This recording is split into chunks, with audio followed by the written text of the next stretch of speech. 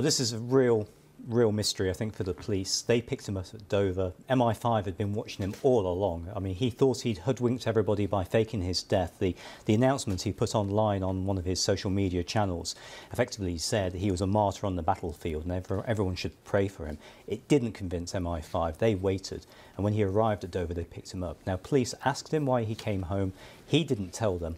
There's been some speculation in court from the limited parts of his defence which was introduced before he pleaded guilty that maybe his family wanted to bring him back.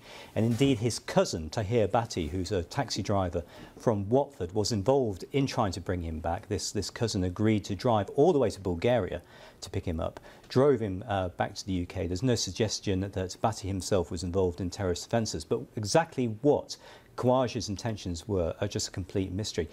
As far as the police are concerned, this guy is a very, very serious offender. The fact that he was allowed himself to be photographed holding a severed head in Syria, I think, speaks volumes. And given we've had a dozen or so prosecutions and convictions in relation to Syria over the past year, a lot of these people have been getting quite serious sentences, but Khawaja himself, he could get a life sentence when he comes back to court. So reporting restrictions on this case have been lifted for the first time, which is why we can now discuss it.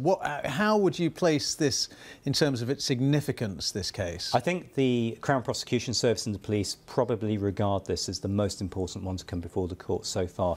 They had considered charging him with soliciting to murder. That was on the original sheet that went to court.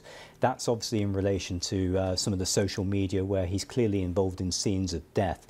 When he pleaded guilty shortly before Christmas to preparing for acts of terrorism, that was good enough for the prosecutors. They decided to allow the soliciting to murder charge to lie on file, so that hasn't gone ahead. But the fact that they considered that and that they were prepared to try and bring that to trial shows how serious they thought this guy was.